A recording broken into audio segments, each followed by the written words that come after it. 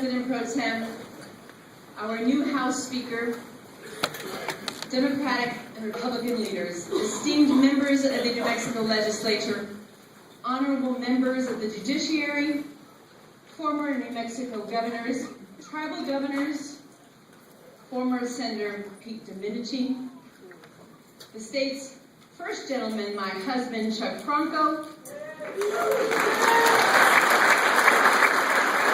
and the state's first son, Carlo. And to all my fellow New Mexicans, it is an honor to join you for the annual State of the State Address and open this legislative session. This session, we must lead with courage. We must commit ourselves to the task of charting a better and stronger future for our children in everything we do this session. We must focus on how it impacts the children of New Mexico, how it improves their safety and well-being today, and how we ensure they have a future without limits as they chase their dreams of tomorrow. Quite simply, there is no greater calling for those of us in this chamber. That means continuing to improve our schools so that every child receives a quality education. It means creating a diverse economy and new jobs in all sorts of industries. And it means coming together to tackle the devastating impact of child abuse and neglect.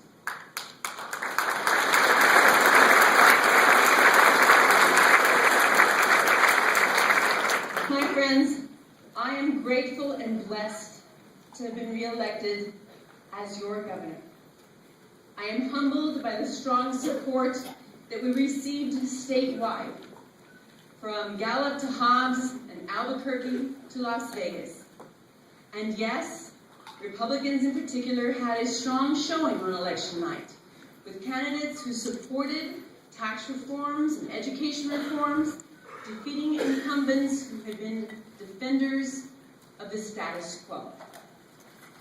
Consequently, there is a new Republican majority in the State House.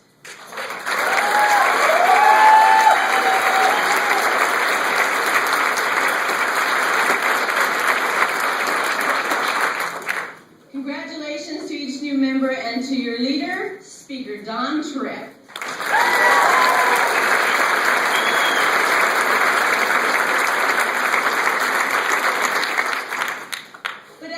In my inaugural address, voters didn't choose one party over another in November.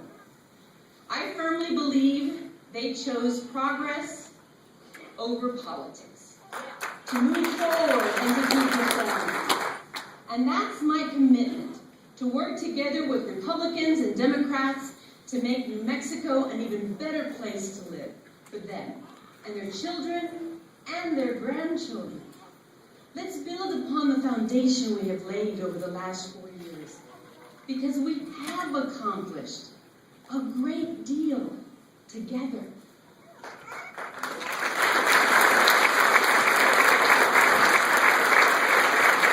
We closed the largest structural budget deficit in state history and put our finances back in order, passed the most sweeping tax reform in a generation, took ourselves out from under an unworkable federal educational law, allowing us more local control, and we now have more and better information about how our schools are performing than ever before.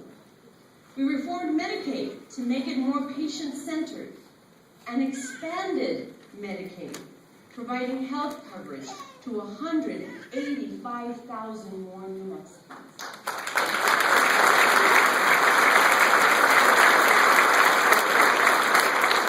We should be proud of these bipartisan achievements. And as we look ahead, know this: I will not mark time. And I ask that you make that very same commitment. I ask that in every decision we will choose courage over comfort, change over stagnation, reform over the status quo, the courageous route paved with policies that will outlast each of us and fundamentally improve New Mexico.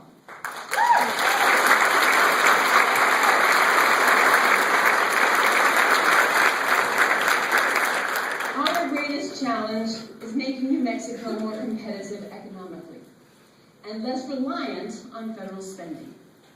It's about charting our own course and creating an economy as diverse as our great state, so that our children and grandchildren can find good-paying jobs right here in New Mexico when they finish school. We've worked toward this goal in a bipartisan way. We cut the business tax rate by 22%, stopped unfairly taxing our exporting manufacturers, more than tripled the size of our closing fund to attract companies, invested in job training to help small businesses, focused our tourism dollars behind smart advertising and our record-breaking New Mexico True campaign. On our watch, exports to Mexico are at an all-time high. We've been ranked #1 in the nation in export volume.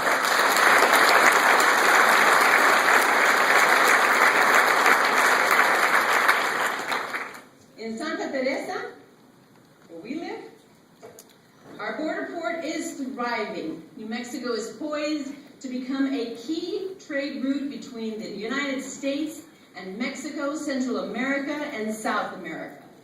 Our tax rate on manufacturing improved from 3rd worst in the region to the best in the West.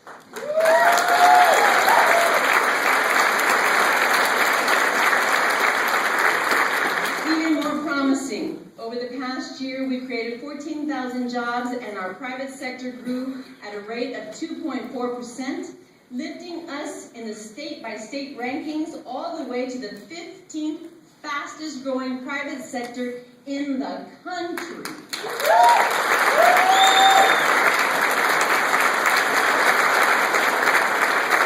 And over the last year, we've seen New Mexico companies expand their workforce, as we also welcome new companies here from around the world.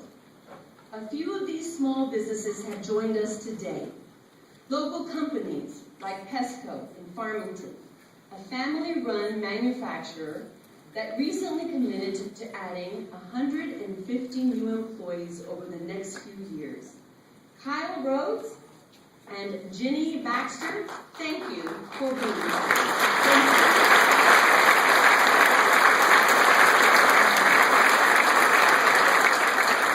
And Vitality Works, a New Mexico company that started in 1982. They added 50 new employees this year and continue to grow and do business throughout the world. Mitch Coben and Jackie Keeper, you do great work. Thank you for being here.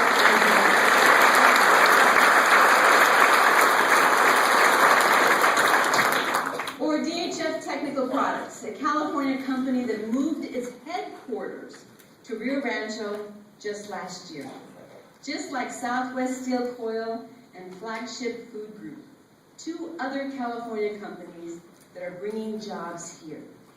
Dan Castilleja and Larry Fell with DHF said publicly, it was our newly competitive business environment, what you all helped to create, that led them to make such a dramatic move. They also noted that they could have chosen to do business anywhere in the country, and they chose us.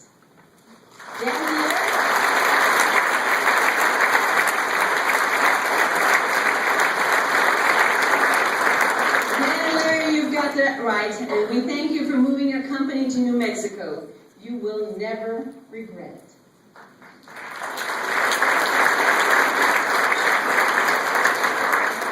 Whether it's these or the dozens of other companies that have committed to growing or relocating in New Mexico in the last year, they are proof that we can compete. We don't have to rely on Washington to dictate our future. But there's obviously much more to be done.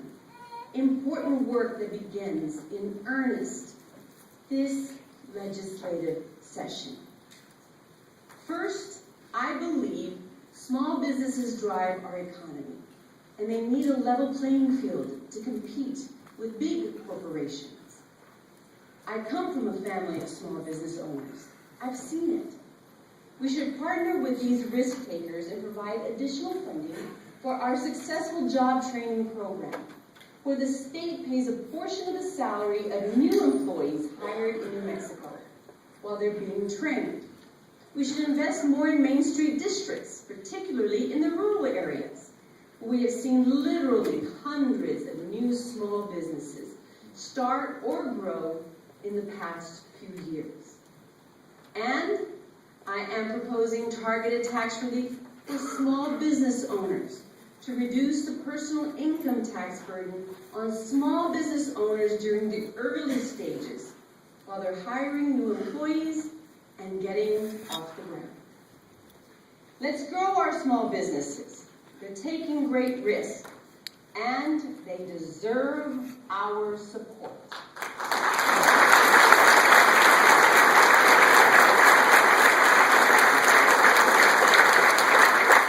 But while we help small businesses thrive here in New Mexico, we must compete to bring new jobs to our state from elsewhere. Recently, the executives of a major national company told me, quote, "We have never even considered New Mexico when deciding where to expand. Always looked right past your state. Then someone told us we wouldn't believe what's happening there, and that we should take a second look. So we did, and we couldn't believe what we found." My friends, the word is getting out, but there are several things that we can do to turn up the volume. That's why I'm proposing a $50 million closing fund for economic development projects right here in New Mexico.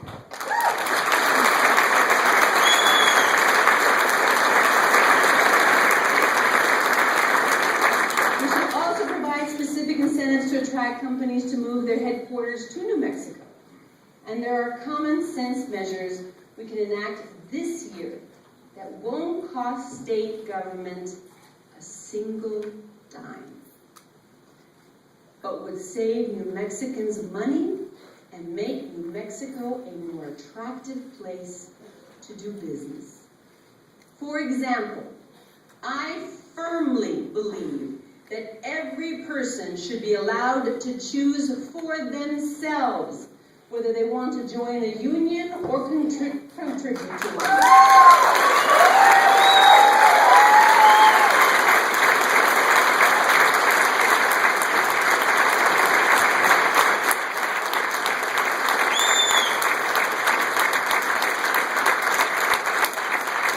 This isn't a complicated concept. It really isn't.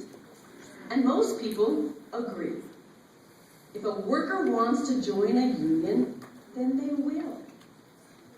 But it is fundamentally wrong to require membership or take money from the paychecks of our workers in order to get a job.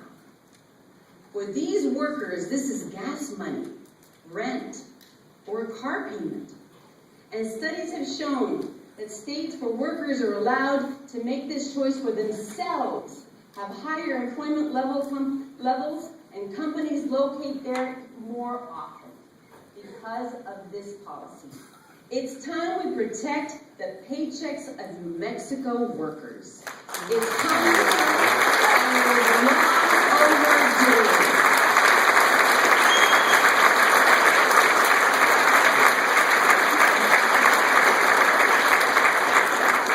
We need to make New Mexico a high-tech jobs leader as well.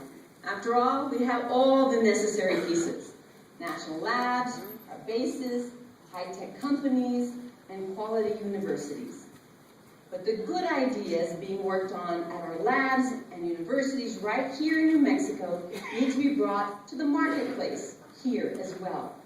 So our kids who dream of becoming scientists can be educated at our universities and then take what they learn to create New Mexico jobs. We can make that happen. through the Technology Research Collaborative.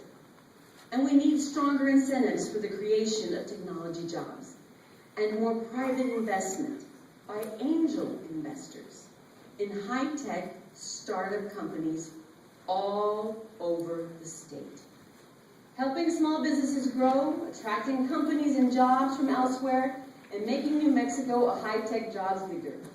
That's how you create a more diverse economy and a stronger private sector.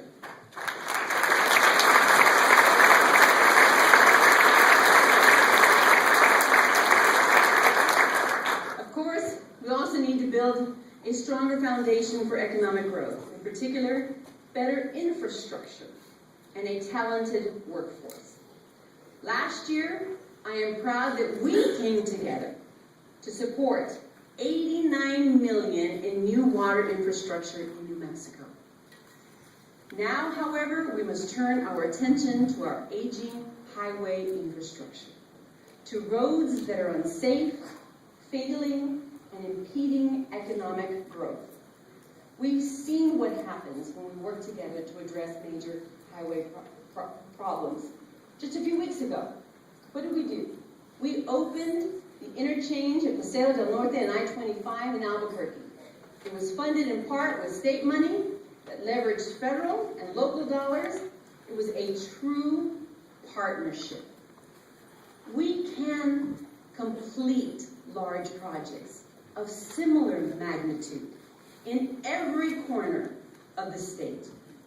I propose that we allocate $180 million of infrastructure money over the next 3 years for major highway construction projects across New Mexico.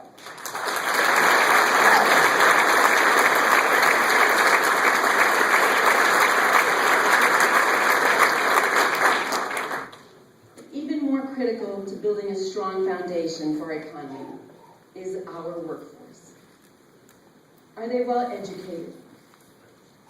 Can they read? Did they graduate? Are they capable of holding the jobs of tomorrow? Because if they are all these things, they are employable. There is no question they will be able to create a brighter future for themselves and their families. No question they can seize the American dream. No question they can fulfill the desire in each of us to see our kids have it better than we did. I firmly believe that education is the road that will lead out of poverty for each New Mexico child, for each struggling family, and for our state as a whole.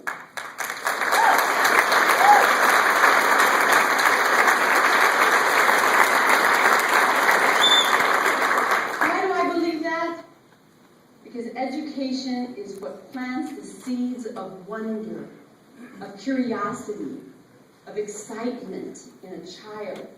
It points them to opportunities and goals, inspires dreams about careers and about better days. It gives them hope that today's circumstances do not have to be tomorrow's circumstances. If we agree education is that powerful, capable of lifting a child's spirit, a family's future, and a state's economy, then a quality education is what we must ensure every New Mexico child receives.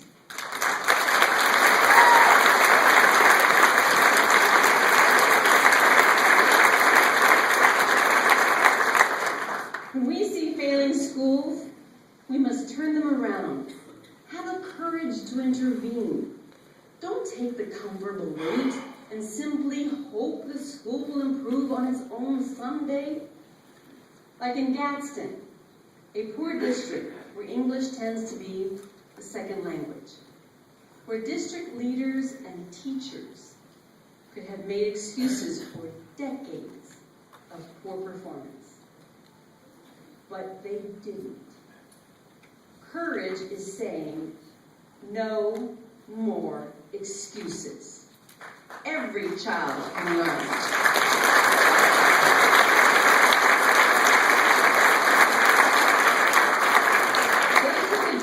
That had only one A school 4 years ago to 5 A schools today, 9 DRF schools back then to 0 right now.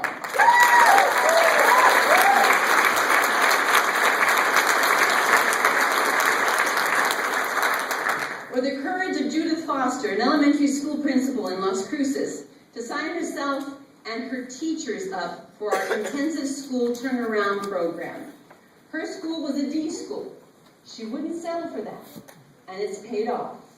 Today, Loma Heights Elementary has a B, with more kids on grade level in reading and math. Judith is here, and alongside teachers Stephanie Cabrera and Jeremy Sanchez. All I can say is congratulations.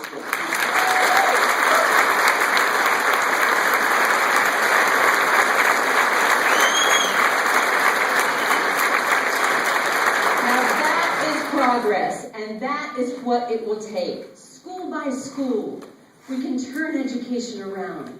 But to improve these schools, we must empower struggling teachers and principals.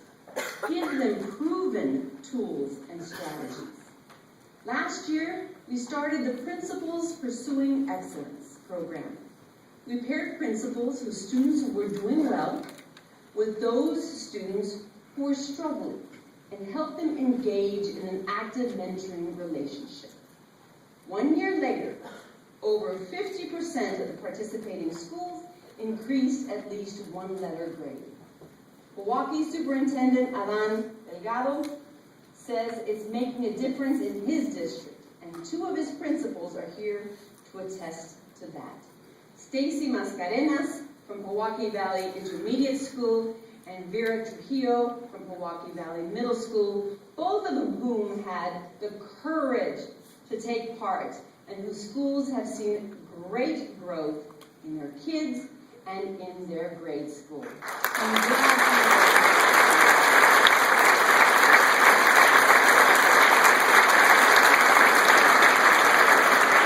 Thank you for your willingness to help one another.